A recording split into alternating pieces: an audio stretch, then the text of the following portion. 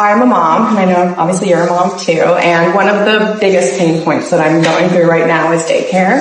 And I know when we talk about universal childcare, a lot of times we think about like 3 and up, and I'm just curious if there's ever a thought that might be, a little bit younger than 3. Right now I'm spending $1,700 a month in childcare expenses on one child.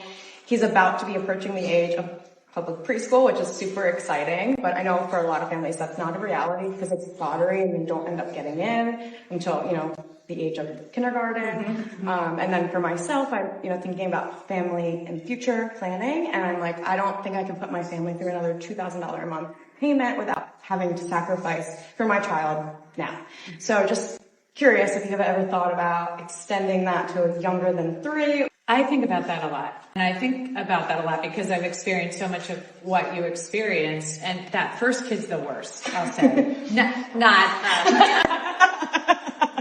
a child. It's a bit of a shock. It's a bit of a shock. Yes. You're kind of bumping along. It's all new. You have this baby and you're like, okay, now I'm going to go back to work.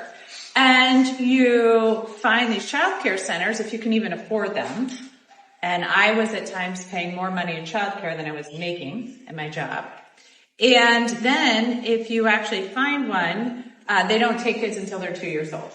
And you're like, well, I don't have 2 years off work. Or if they take infants, they have a waiting list until they're 2 years old. So it's this horrible catch-22 and expensive as heck. More expensive, I think what people don't realize, you realize it, often more expensive than in-state college tuition to have a newborn in daycare. Yeah, I think about it a lot. Certainly you're right that if we could get everyone with universal pre-K at 3, that's great because we know that really helps a lot of kids who didn't have that available to them start kindergarten in really good footing, which can have a huge impact through their entire elementary school experience.